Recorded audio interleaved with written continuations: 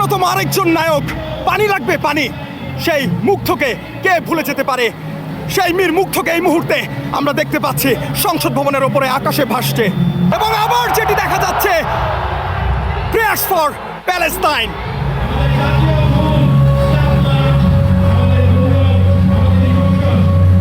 মনোমুগ্ধকর চিত্র, মনোমুগ্ধকর চিত্র। ড্রোনের মাধ্যমে একের পর এক চিত্র তুলে ধরা হচ্ছে বিশ্ববাসীর সামনে। বাংলাদেশ আজ নতুন করে এক ইতিহাসের সাক্ষী হলো। বাংলাদেশের প্রথমবার ড্রোন শোয়ের মাধ্যমে জুলাই অভ্যুত্থানের স্মৃতি বিজড়িত সেই মুহূর্তগুলো তুলে ধরছে।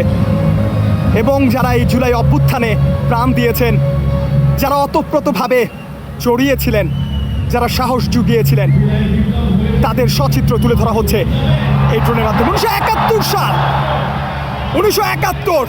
টানা সপ্তমবারের মতো বেস্ট টিস্যু পেপার ব্র্যান্ড হিসেবে স্বীকৃতি পেয়েছে বসুন্ধরা টিস্যু। 1971 এবং তার নিচেই 2024। 1971 থেকে 2024, এটাই হয়তো বোঝানোর চেষ্টা করা হচ্ছে।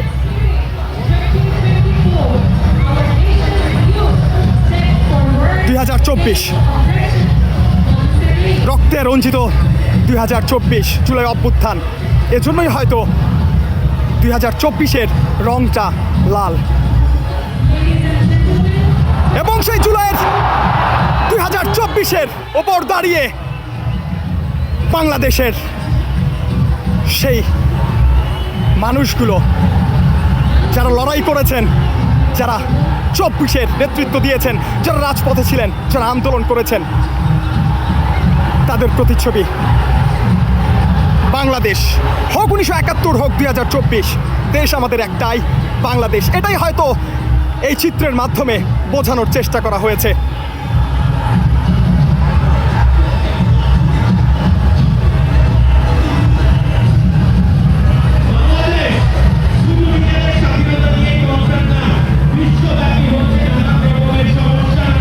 দর্শক, আপনাদেরকে যেমনটা দেখাচ্ছিলাম, লক্ষাধিক মানুষের উপস্থিতি, কিন্তু যখনই এক একটা চিত্র আকাশে ভেসে উঠছিল ড্রোনের মাধ্যমে, মানুষগুলো নিশ্চুপ স্তব্ধ হয়ে তাকিয়েছিল।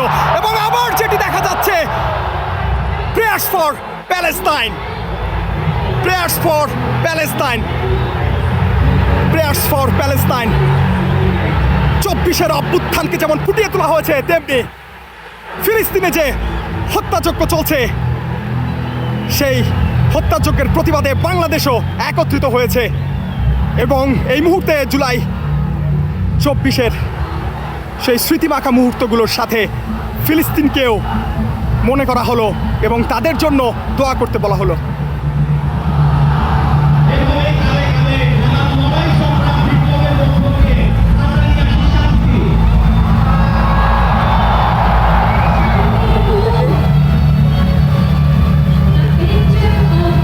শান্তির দূত, শান্তির দূত।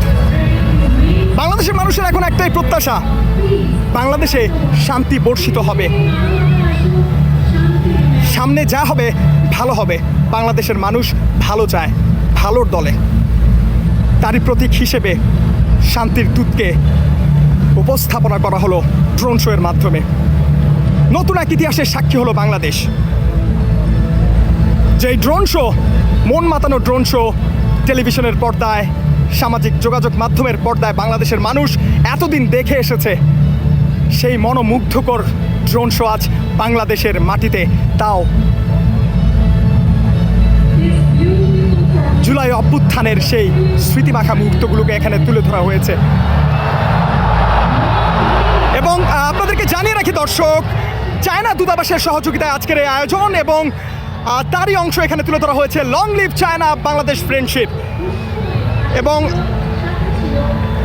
চীনা দূতাবাসের সহযোগিতায় আজকের এই অনুষ্ঠান এবং আজকের এই পুরো কার্যক্রম, এবং চীন এবং বাংলাদেশের যে বন্ধুত্ব, তারই বহিঃপ্রকাশ এখানে ফুটিয়ে তোলা হয়েছে long live China Bangladesh friendship.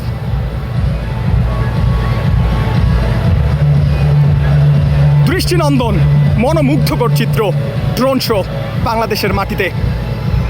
আন্তর্জাতিক কোনো স্থানে নয়, আন্তর্জাতিক কোনো মাটিতে নয়, বাংলাদেশের মাটিতে মনোমুগ্ধকর এই ড্রোন শো।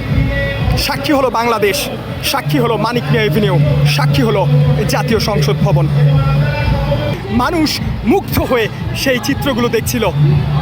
এবং সর্বশেষ শুভ নববর্ষ, আজ পহেলা বৈশাখ, এবং সেই পহেলা বৈশাখকে কেন্দ্র করে চায়না দূতাবাসের সহযোগিতায় শুভ নববর্ষ ড্রোন শো ও কনসার্টের আয়োজন করা হয়েছে। এবং বৈশাখের সেই প্রথম দিনে বাংলাদেশ সহ সারা বিশ্বের মানুষকে নববর্ষের শুভেচ্ছা, শুভ নববর্ষ।